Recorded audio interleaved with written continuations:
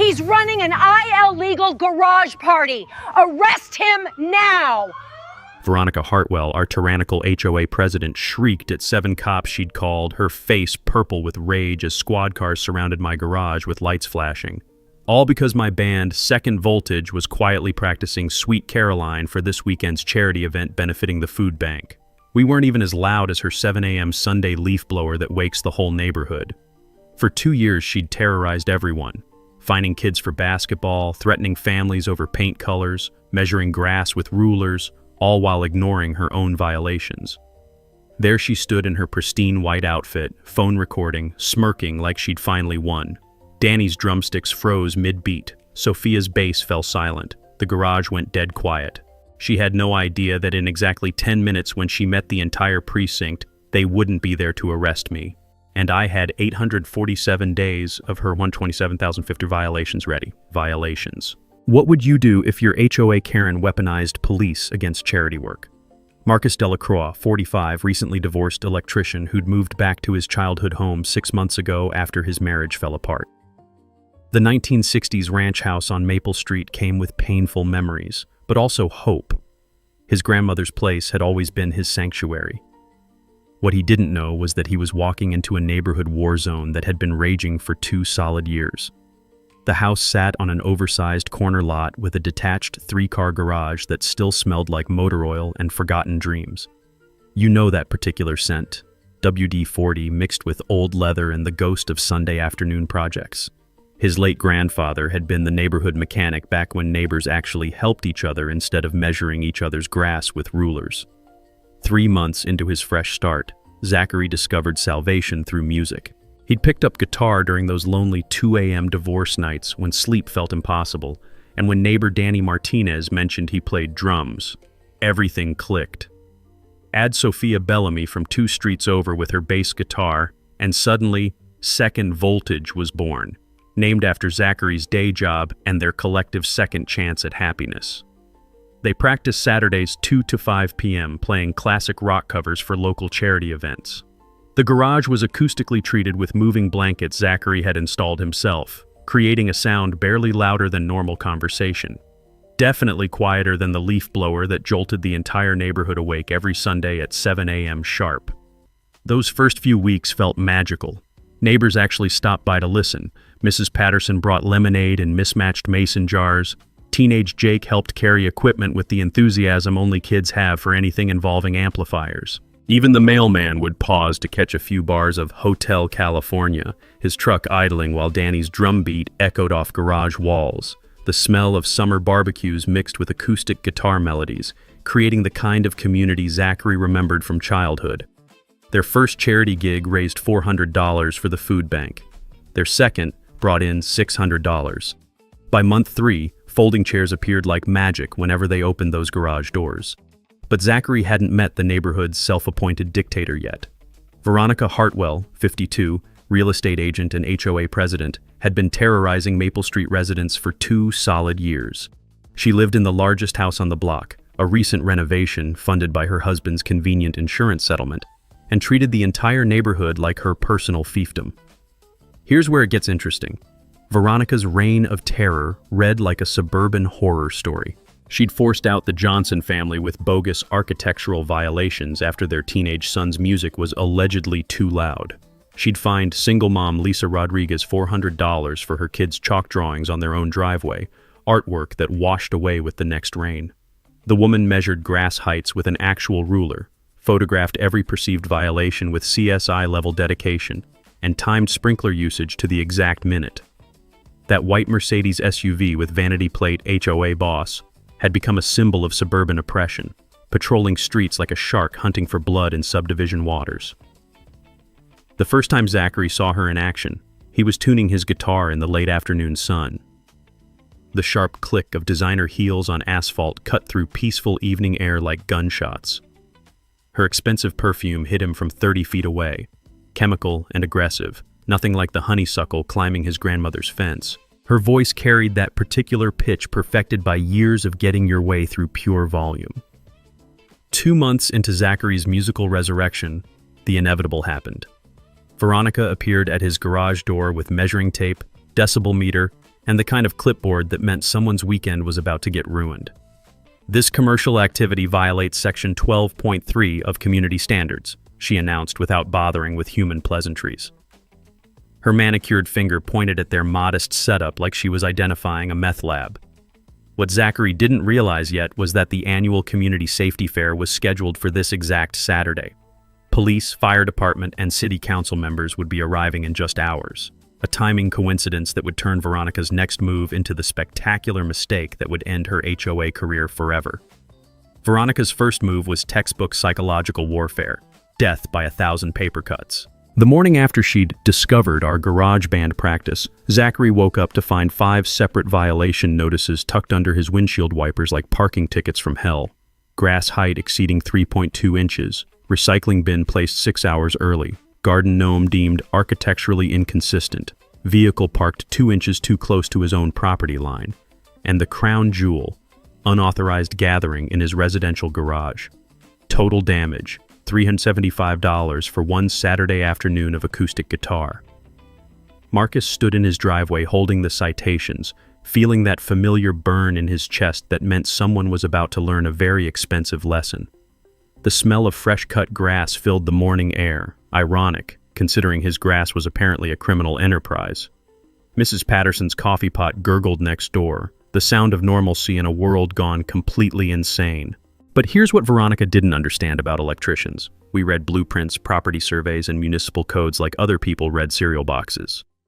20 years of interpreting technical documents had taught Zachary that when someone weaponizes rules for sport, you better make damn sure your own house is bulletproof.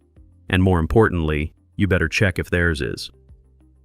That afternoon found Zachary at the county clerk's office, a musty building that smelled like old paper and bureaucratic resignation.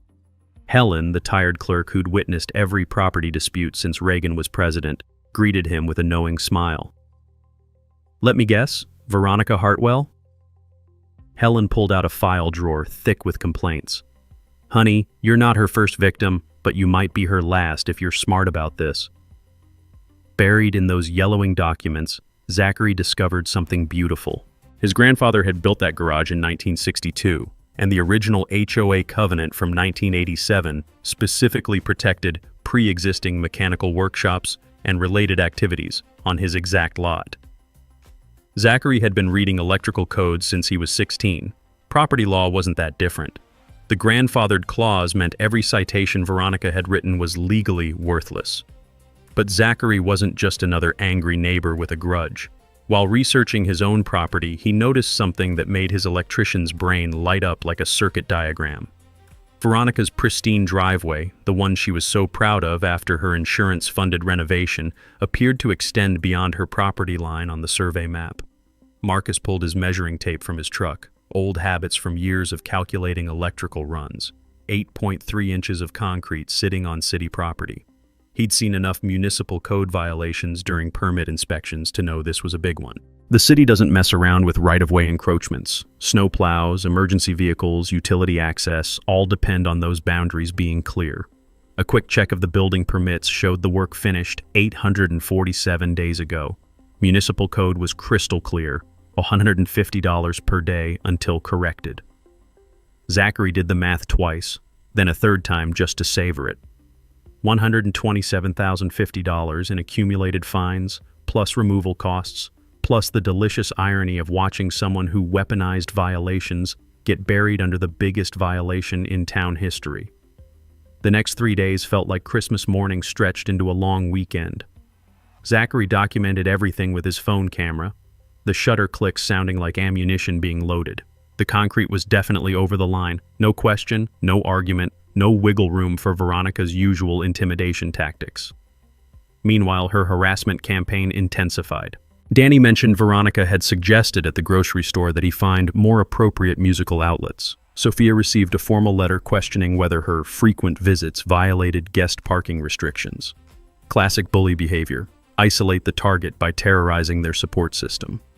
But Zachary had learned something about bullies during his divorce proceedings. They're only powerful when you don't know the rules better than they do.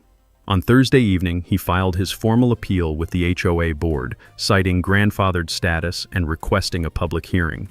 He also slipped a quiet information request to the city planning department about potential right-of-way violations in the Maple Street area. The beautiful thing about bureaucracy is that once you file the right paperwork, the machine starts grinding whether Veronica likes it or not. Friday afternoon brought the perfect setup. Zachary was in his garage tuning his guitar when Veronica's Mercedes cruised past for the fourth time that day. Apparently, surveillance was her new hobby. Tomorrow was Saturday. Tomorrow was band practice. Tomorrow was also the community safety fair, which meant every cop, firefighter, and city official in town would be within 3 blocks when karma finally came knocking. The smell of approaching rain mixed with honeysuckle as Zachary checked his amplifier settings one last time.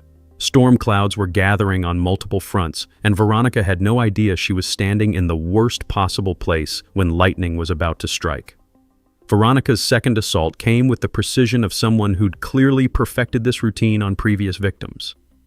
Monday morning, 7:15 a.m. sharp, just early enough to ruin Zachary's coffee but late enough to avoid her own noise ordinance violations, she struck with her nuclear option, the city building inspector.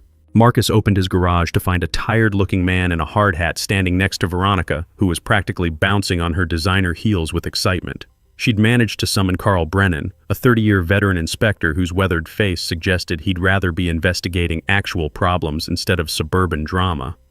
"Got a complaint about unlicensed repair operations," Carl said apologetically, clipboard in hand. The morning air carried the scent of fresh-cut grass mixed with Veronica's aggressive perfume, a combination that somehow smelled like trouble brewing. "Ma'am here says you're running a commercial auto shop without proper permits." Veronica gestured dramatically at Zachary's grandfather's vintage equipment like she was presenting evidence in a murder trial. "Look at that hydraulic lift, that electrical panel. This is clearly commercial-grade machinery being used for profit." Her voice had that particular pitch that suggested she'd practiced this speech in front of her bathroom mirror. Marcus watched Carl examine the garage with the weary professionalism of someone who'd seen every variety of neighbor warfare imaginable. His eyes lingered on the acoustic guitars, the folding chairs, Sophia's hand-painted Second Voltage charity concert banner hanging between tool cabinets. "Ma'am," Carl said slowly, running his hand over the vintage hydraulic system, "I'm seeing band equipment and some old tools. Where exactly is this auto repair business?" Here's where it got beautiful. While Veronica sputtered about obvious violations and industrial equipment, Carl was conducting the kind of thorough inspection that comes from 3 decades of separating real problems from neighborhood vendettas. He spent exactly 12 minutes documenting everything, took 3 photos, and handed Zachary a business card. "You'll get my report in 5 business days," Carl told Zachary quietly as Veronica continued her tirade. "But between us, I've inspected actual unlicensed shops. This ain't one of them. Just a guy with some family tools and a garage band." After they left, Zachary sat surrounded by his grandfather's legacy, feeling something fundamental shift inside him. Veronica wasn't just harassing him, she was weaponizing the memory of family against him, turning his inheritance into fictional evidence of crimes. That crossed the line from annoying neighbor to declared enemy. But here's the mini twist that would change everything. While Carl was conducting his official inspection, his trained eye had noticed something else entirely. During his 30-year career, he'd developed an instinct for spotting actual code violations, and Veronica's property was lighting up his mental warning system like a Christmas tree. The new driveway lacked proper drainage permits. The decorative lighting hadn't been inspected by electrical code enforcement. Those beautiful flower beds sat directly over the city's utility easement, about as legal as building a treehouse on power lines. And that concrete extension Zachary had measured? Carl's experienced eye confirmed it was definitely encroaching on municipal right-of-way. 3 days later, when Carl's report officially cleared Zachary of any commercial activity and confirmed his grandfathered workshop status, it came with an unexpected bonus. Carl had felt professionally obligated to pass along his observations about potential municipal code issues in the immediate area to the appropriate city departments. Sometimes the best revenge is just letting professionals do their jobs. Marcus celebrated by printing 3 copies of the clearance report, one for his files, one for the HOA board, and one for the neighborhood Facebook group that had become an unofficial support forum for Veronica's victims. Mrs. Patterson had started calling it the Underground Railroad for HOA refugees, which made Zachary laugh every time he thought about it. Thursday evening brought Veronica's desperate escalation. Professional sound testing equipment appeared in her driveway like she was preparing to document war crimes. Zachary watched through his garage window as technicians set up expensive microphones while Veronica directed them with the intensity of a film producer shooting her Oscar submission. The irony was delicious. While they prepared to measure the sound levels of acoustic guitars played at conversation volume, Zachary was quietly uploading Carl's observations, along with his own photos, to the city's online complaint portal. Each violation carried automatic fines, mandatory corrections, and the kind of bureaucratic scrutiny that transforms confident homeowners into nervous wrecks checking their mailbox with dread. Saturday was approaching fast, bringing with it the community safety fair that would position every relevant city official within walking distance of both their properties. As Zachary tuned his guitar and listened to actual thunder rumbling in the distance, he couldn't help but smile. Veronica had taught him something valuable about warfare. Sometimes the best strategy is just giving your enemy enough rope to hang herself with. Veronica's third move proved that when legal intimidation fails, some people double down on crazy. Friday morning brought her nuclear option, full-scale social media warfare designed to destroy Zachary's reputation before Saturday's charity concert. Marcus discovered the assault while drinking his morning coffee. Veronica had created a Facebook group called Concerned Willowbrook Residents and was posting dramatic videos of his garage like she was documenting war crimes. Illegal business destroying family neighborhood and daily noise violations threatening our children scrolled across footage that made acoustic guitars look like weapons of mass destruction. The smell of his coffee turned bitter as Zachary watched her amateur documentary work. She'd filmed his garage from multiple angles with breathless narration about industrial noise and constant disruption, complete with ominous background music that made Sweet Caroline sound like the soundtrack to suburban apocalypse. But here's where Veronica's plan backfired spectacularly.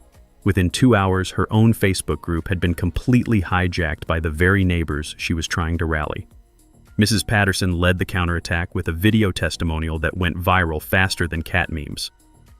"That young man fixed my electrical panel for free during last month's storm and wouldn't take a penny," she declared, waving dismissively at the camera. "Meanwhile, this woman fined my grandson $50 for riding his bicycle on our own sidewalk." Sophia posted time-lapse videos of their charity concerts showing families bringing folding chairs while kids danced to gentle acoustic music. Danny shared audio recordings of their practice sessions. Guitars so quiet you could hear birds chirping and Mrs. Bellamy's wind chimes in the background. The Facebook group designed to destroy Zachary had become a community rally featuring testimonials that read like character references for neighborhood sainthood. Meanwhile, Zachary had been conducting his own investigation, and what he'd discovered was about to make Veronica's social media drama look like child's play. While she filmed conspiracy documentaries, Zachary had been digging through insurance claims and contractor receipts, guided by 20 years of experience spotting electrical code violations and fraudulent work orders. Veronica's insurance-funded renovation was a masterpiece of creative accounting.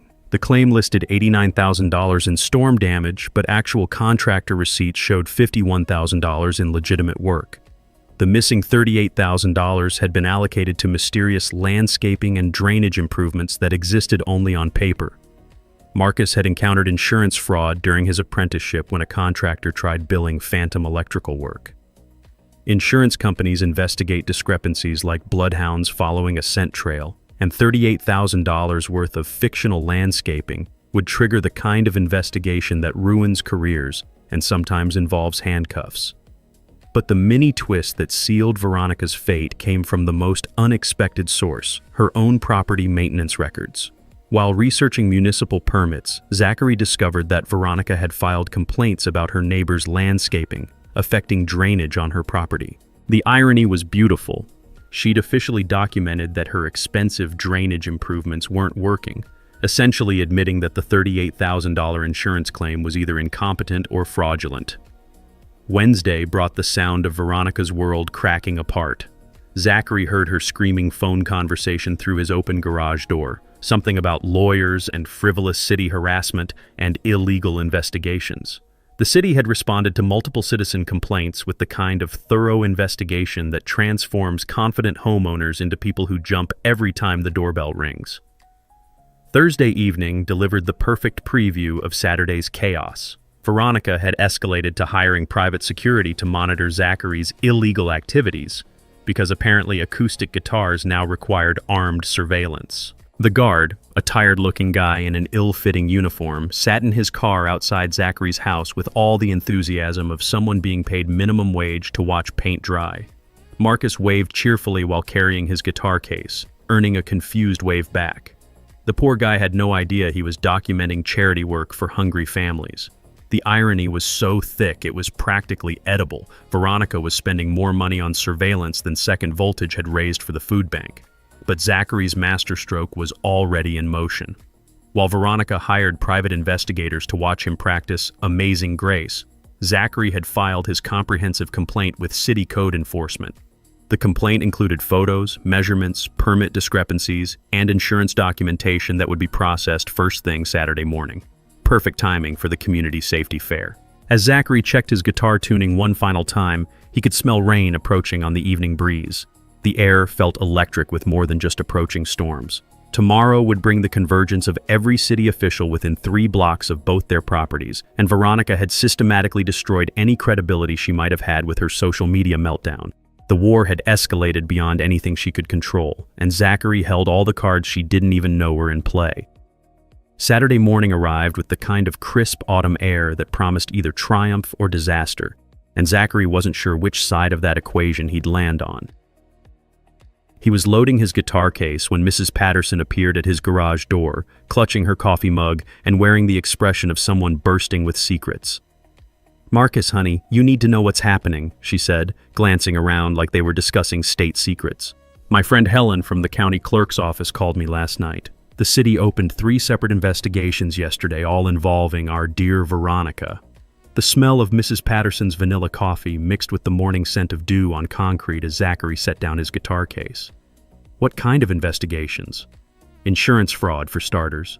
Mrs. Patterson's eyes sparkled with the satisfaction of someone who'd watched karma finally show up to work. Apparently someone, and Helen wouldn't say who, filed a complaint with documentation showing Veronica claimed $89,000 from insurance, but only did $51,000 worth of actual work.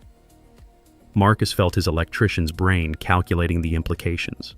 That missing $38,000 wasn't just creative accounting. It was felony fraud territory.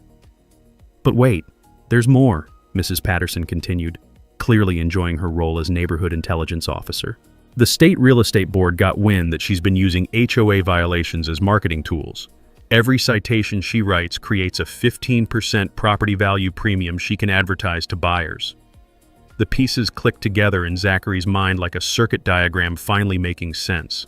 Veronica hadn't been enforcing rules. She'd been manufacturing violations to boost her real estate commissions. Every family she'd terrorized was essentially a marketing expense for her business. "Helen said that's a massive conflict of interest violation," Mrs. Patterson explained. "Board members can't profit from their enforcement actions. Every fine she's issued in 2 years could be thrown out." Marcus leaned against his workbench, surrounded by his grandfather's tools and the weight of revelation.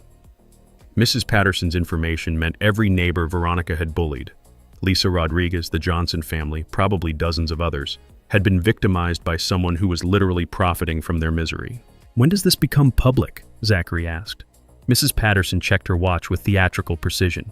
"City Council's holding an emergency meeting this afternoon at 2 p.m. And get this, they're meeting at the Community Safety Fair Pavilion since all the officials will already be here." Through his garage door, Zachary could see early setup beginning 3 blocks away. Police cars, fire trucks, city vehicles positioning for the afternoon event that would bring every relevant authority figure within walking distance of both their properties. The timing was absolutely perfect.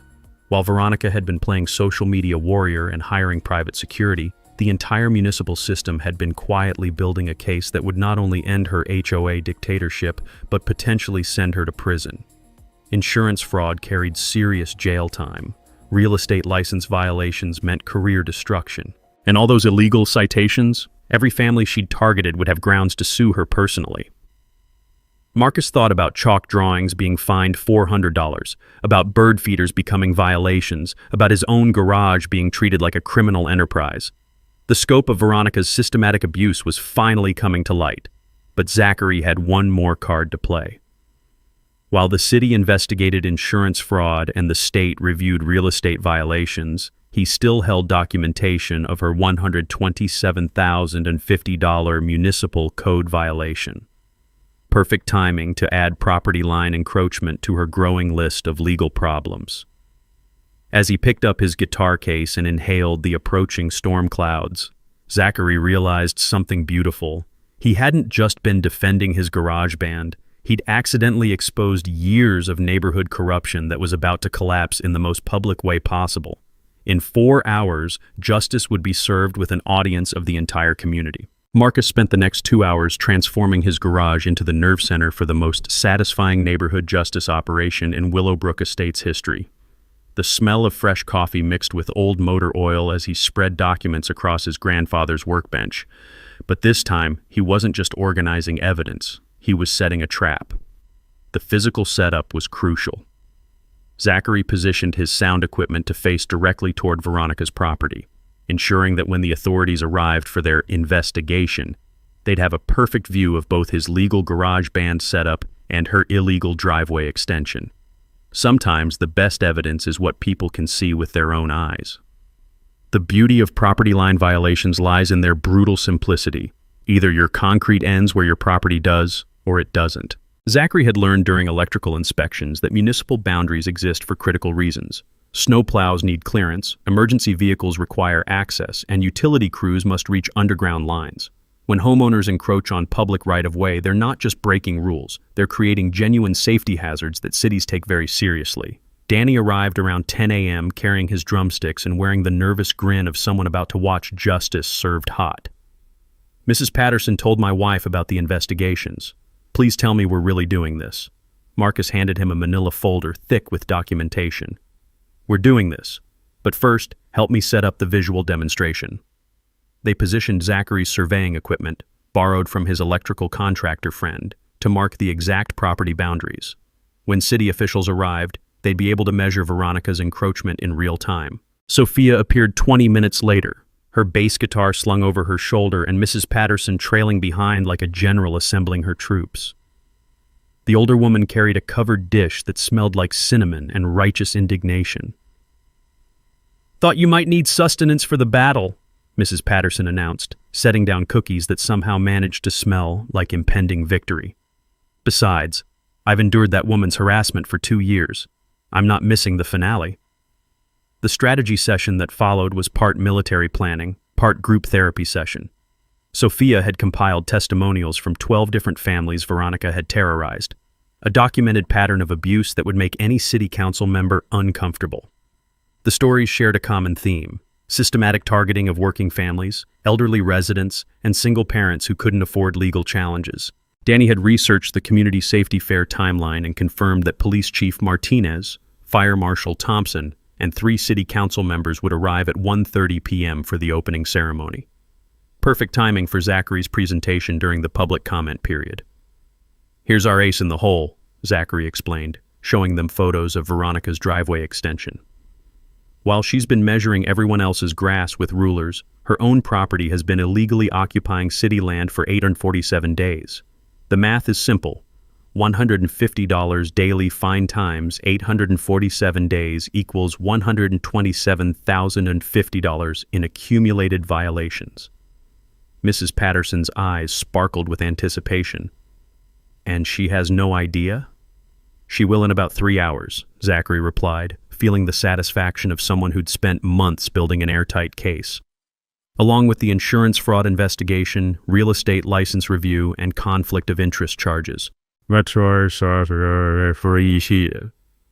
group spent the next hour rehearsing their coordinated presentation. Sophia would address the community impact of systematic HOA abuse. Mrs. Patterson would provide historical context about Veronica's 2-year reign of terror. Danny would present testimonials showing the pattern of targeting vulnerable families. Marcus would handle the technical demonstration, live measurements using surveying equipment that would make Veronica's violation undeniable in front of witnesses. 20 years of electrical inspections had taught him that the best evidence doesn't require interpretation. It simply exists. "Remember," Zachary emphasized as they organized their materials, "we're not seeking revenge. We're exposing abuse of authority to protect future families from experiencing what we've endured. As noon approached, storm clouds gathered both meteorologically and metaphorically. The community safety fair setup was reaching full intensity 3 blocks away, with official vehicles positioning like chess pieces for the afternoon's endgame. Zachary could taste the electricity in the humid air, perfect atmospheric drama for public revelations. His team dispersed to prepare for the confrontation, leaving Zachary alone in the garage surrounded by his grandfather's legacy and the evidence that would end a neighborhood dictator's career. The old tools seemed to approve silently, having witnessed decades of honest work in this space where justice was finally being assembled. Through his garage door, Zachary could see Veronica's house in the distance, her illegal driveway gleaming innocently in the pre-storm light. In 90 minutes, every relevant authority figure would gather within sight of that concrete evidence, and she'd discover that weaponizing harassment against neighbors was about to cost her everything. The trap wasn't just set, it was about to be sprung in front of the entire community. Veronica's final desperate gamble arrived at exactly the worst possible moment, 12:30 p.m., just as the community safety fair was reaching full setup mode 3 blocks away. Zachary was testing his guitar amp when he heard the distinctive screech of expensive tires, followed by the kind of car door slam that suggests someone has completely lost their grip on sanity. Through his garage window, Zachary watched Veronica storm up his driveway, clutching a legal briefcase like a weapon and wearing the expression of someone who'd decided to burn down the village to save it. "Marcus Delacroix!" she shrieked, her voice cutting through the peaceful Saturday afternoon like a chainsaw through silk. "You are hereby served with an emergency restraining order. This harassment ends now." The smell of approaching storm mixed with her panic sweat as she thrust a manila envelope at him with shaking hands. Zachary accepted the papers with the steady calm of someone who'd been expecting exactly this move, though the timing was more desperate than he'd anticipated. Emergency injunction request. Filed at 11:15 a.m. Veronica was claiming Zachary had engaged in systematic stalking, property surveillance, and coordinated harassment, requiring immediate judicial intervention. She wanted a court order preventing him from attending any public community events, specifically today's safety fair. The legal strategy was actually brilliant in its desperation. No Zachary at safety fair meant no public presentation of evidence. No public presentation meant her violations might escape community scrutiny. No community scrutiny meant she might survive the insurance fraud investigation with her reputation intact. But Zachary had learned something about legal warfare during his divorce proceedings. Desperate people make critical mistakes when they're running out of time. "Interesting timing, Veronica," Zachary said, pulling out his phone to photograph the restraining order. "Filing emergency legal paperwork 2 hours before a community event you know I'm planning to attend. Almost like you're trying to silence public participation in civic proceedings." Veronica's triumphant smirk wavered slightly. "You've been stalking me, taking photographs of my property. That's criminal harassment." "Photographing municipal code violations from public sidewalks," Zachary corrected with electrical contractor precision. "Researching public records available to any citizen. Documenting systematic HOA abuse affecting multiple families. In legal terms, that's called civic engagement." Here's where Veronica's panic created the mini-twist that would destroy her case completely. In her desperate rush to file the restraining order, she'd included evidence of Zachary's alleged stalking, dozens of photographs she'd taken of his garage, his visitors, his daily activities, and his license plate numbers. Essentially, she'd just confessed in writing to conducting the exact surveillance behavior she was accusing Zachary of performing. Marcus couldn't suppress a small smile as he read through her filing. "Veronica, you've documented 47 photographs you took of my property as evidence that I'm stalking you. You hired private security to monitor my legal activities. You've called city departments weekly with complaints about my behavior. Who exactly is harassing whom here?" The realization hit Veronica's face like cold water. Her restraining order wasn't evidence of Zachary's harassment. It was a confession of her own stalking behavior, complete with photographic documentation and dates. "You can't do this to me," she screamed, her voice reaching frequencies that probably violated every noise ordinance she'd ever enforced. "I run this neighborhood. I decide what's acceptable." And there it was, the public confession that would play beautifully during this afternoon's proceedings. Zachary's phone had been recording since the moment she started shouting, capturing both her admission of authority abuse and her complete emotional meltdown. "Actually, Veronica, you don't run anything," Zachary replied with the patient tone of someone explaining basic electricity to a confused customer. "You're an elected volunteer on a homeowner's board. You serve the community, not the other way around." As Veronica retreated to her Mercedes, Zachary noticed the beautiful irony unfolding 3 blocks away. Police cars, fire trucks, and city official vehicles were positioning for the safety fair opening ceremony, creating the perfect audience for this afternoon's public accountability session. The emergency restraining order had backfired so completely that it actually strengthened Zachary's position. Instead of appearing like an angry neighbor seeking revenge, he now looked like a reasonable citizen defending himself against escalating harassment from someone with documented authority issues. Veronica's nuclear legal option had just become the evidence that would finish her HOA career. Storm clouds gathered overhead, matching the approaching tempest in Veronica's professional life. Zachary could smell rain mixing with the scent of fresh-cut grass from the safety fair setup, where every relevant authority figure in town was preparing for an afternoon that would become local legend. In exactly 60 minutes, the entire community would witness the spectacular conclusion to a neighborhood war that had escalated far beyond anything Veronica could control. The restraining order in Zachary's hand wasn't a threat, it was a confession that would make this afternoon's presentation absolutely devastating. Veronica's final act of desperation unfolded like a masterclass in self-destruction. At 1 p.m., exactly 30 minutes before the community safety fair opening ceremony, she deployed her nuclear option, a move so spectacularly stupid that Zachary almost felt sorry for her. Almost. The sound of sirens approaching from the wrong direction made Zachary look up from his guitar tuning. Not the expected fire trucks and police cars heading to the safety fair, but an ambulance racing toward Maple Street with emergency lights blazing. Through his garage door, Zachary watched paramedics pull into Veronica's driveway while she stood in her front yard wearing a neck brace and clutching her lower back like she'd been hit by a freight train. The performance was Academy Award worthy. Veronica limped dramatically toward the ambulance, her voice carrying across the neighborhood as she explained to the paramedics how Zachary's loud music and construction noise had caused her to fall down her front steps, resulting in serious spinal injuries that required immediate medical attention. But here's where Veronica's desperation created the most beautiful poetic justice Zachary had ever witnessed. While she was explaining her fictional injuries to increasingly skeptical paramedics, Danny's brother-in-law, Detective Ray Morrison, was pulling into Zachary's driveway, arriving for the pre-arranged meeting to discuss this afternoon's evidence presentation. Ray stepped out of his unmarked car, just in time to hear Veronica describing how Zachary's industrial noise levels had caused her debilitating fall at exactly 12:45 p.m., 15 minutes after Zachary had been standing in his own driveway, accepting her restraining order papers in complete silence. "Interesting timing," Ray observed quietly, watching the ambulance scene unfold. "She's claiming noise-induced injury during the exact time period when I was driving past your house. Funny thing, it was dead quiet. No music, no construction, no noise at all." Marcus felt puzzle pieces clicking into place as Ray continued. "Also interesting that she's claiming spinal injury severe enough for emergency medical response, but she was walking normally when she served you those papers 30 minutes ago. I saw the whole thing from my car." The mini twist that sealed Veronica's fate was happening in real time. While she performed her medical emergency charade, Ray was documenting everything with his phone. Timestamps, witness observations, and the glaring inconsistencies between her claimed injuries and her actual physical capabilities.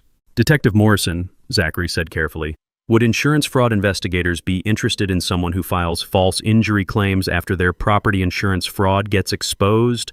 Ray's cop smile was absolutely predatory. "Hypothetically, someone with an open insurance fraud investigation who suddenly develops mysterious injuries requiring medical claims? That would suggest a pattern of fraudulent behavior that federal investigators find very compelling." But Veronica's medical theater was just the opening act. While paramedics reluctantly agreed to transport her for evaluation, clearly not buying her performance but legally required to respond, she was simultaneously posting live updates to her concerned Willowbrook residents Facebook group. "Assault by neighbor, currently in ambulance after attack by garage band noise. Filing police charges immediately. Community safety fair must be canceled due to dangerous noise levels." The Facebook posts were time-stamped, geotagged, and completely contradicted by the peaceful Saturday afternoon silence that surrounded them. Zachary could hear birds chirping, Mrs. Bellamy's wind chimes, and the distant sound of safety fair setup, but no music, no construction, no noise of any kind.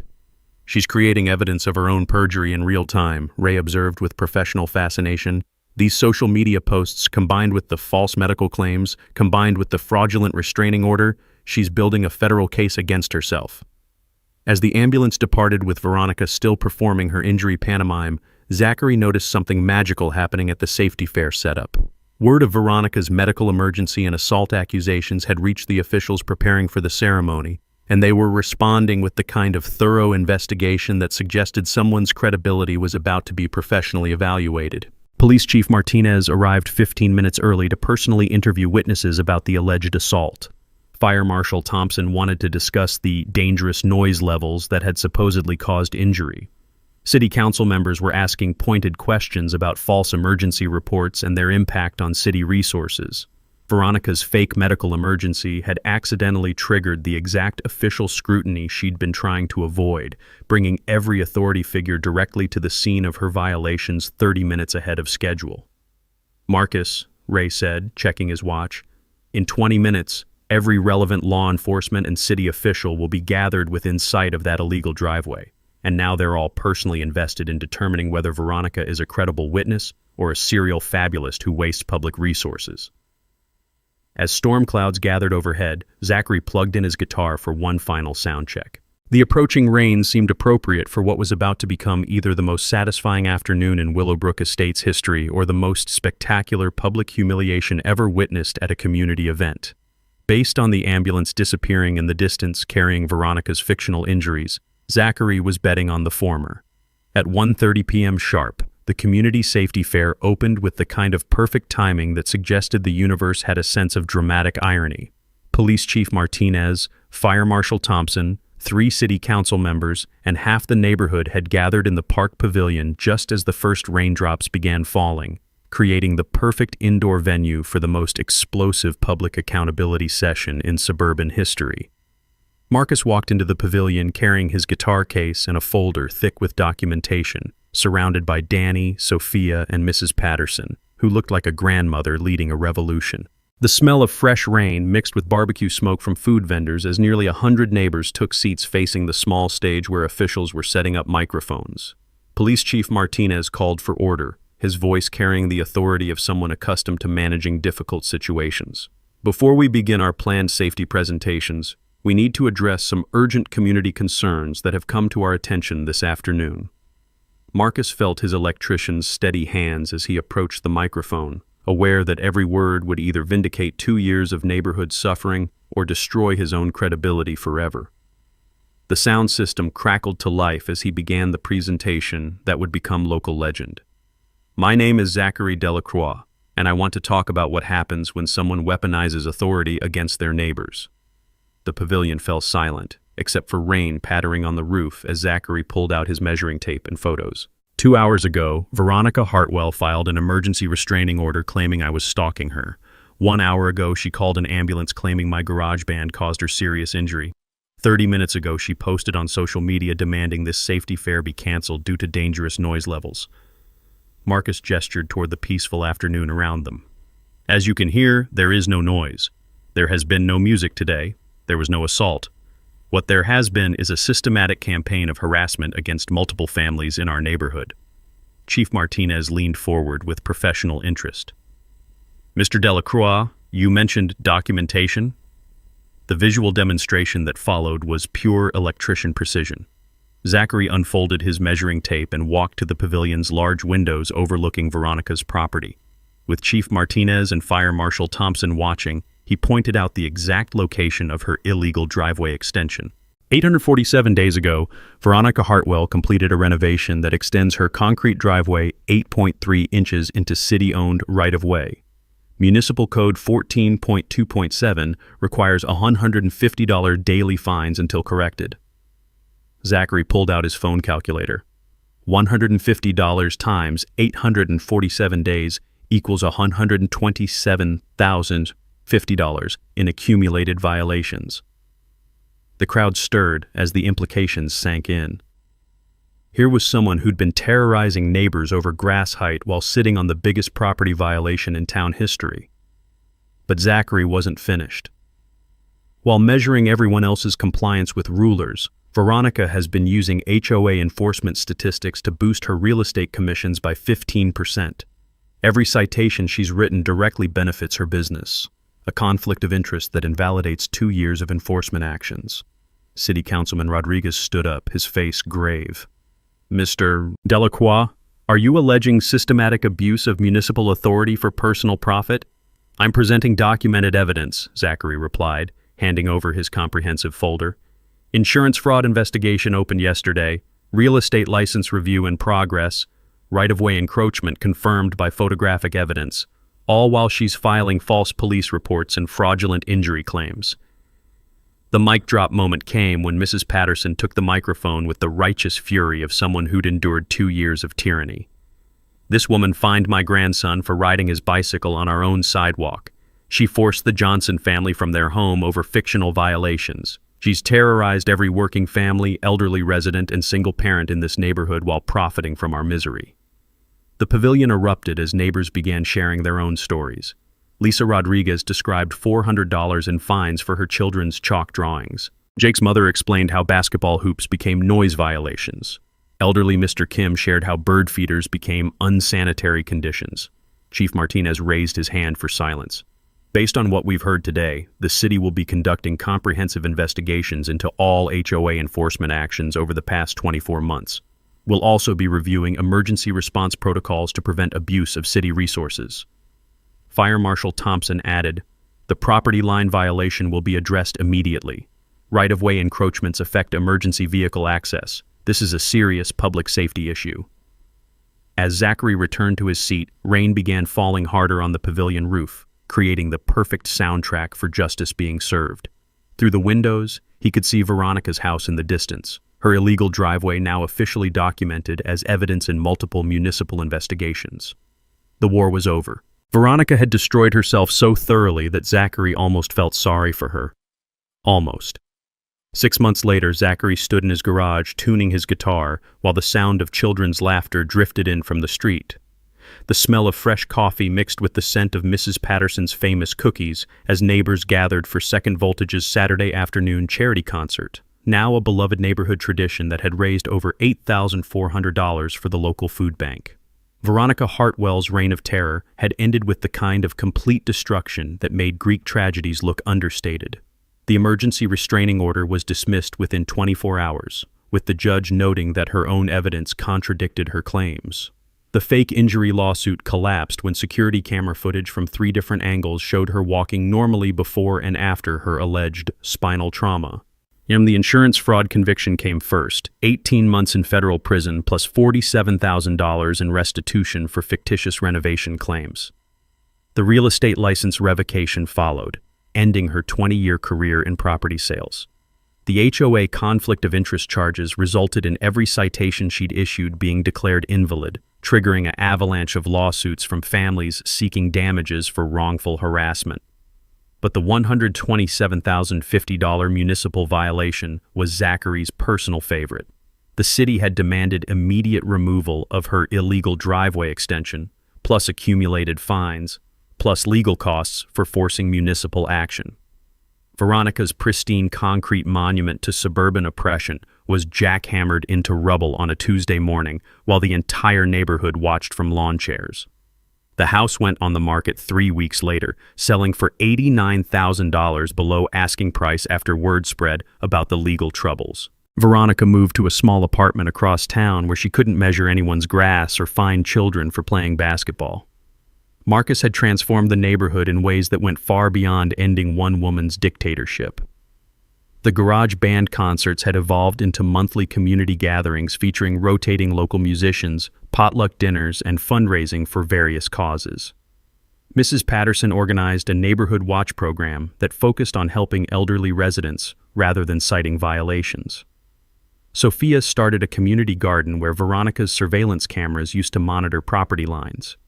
The Second Voltage Music Scholarship had grown into a $12,000 annual fund supporting underprivileged kids throughout the city.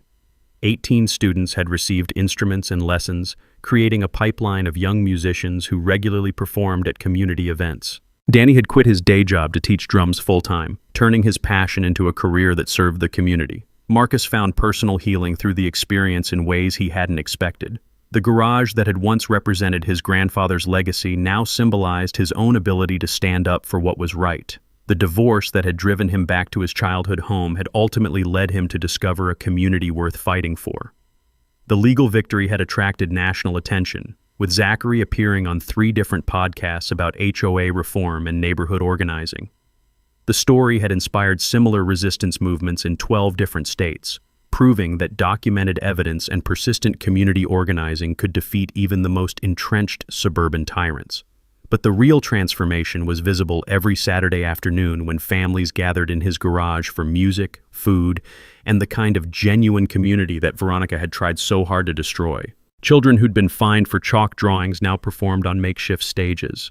Parents who'd been terrorized over mailbox placement now organized charity drives and block parties. The garage itself had become a symbol of resistance throughout the region, with visitors stopping by to see the place where one electrician had taken down an entire corrupt HOA system using nothing but documentation, persistence, and the power of community solidarity. As Zachary plugged in his amplifier for another afternoon of music and neighbors, he reflected on what he'd learned about the nature of suburban power. Bullies only succeeded when good people stayed silent and isolated. When the community organized around shared values of fairness and mutual support, even the most entrenched authority couldn't survive public accountability. The sound of tuning guitars mixed with the chatter of neighbors setting up folding chairs as storm clouds gathered on the horizon, promising afternoon rain that would send everyone into the garage for an intimate acoustic session. Marcus smiled, remembering Veronica's prediction that garage band practice would destroy the neighborhood. She'd been right in one sense. It had destroyed her version of the neighborhood, replacing fear and harassment with music, community, and the radical idea that neighbors should actually like each other.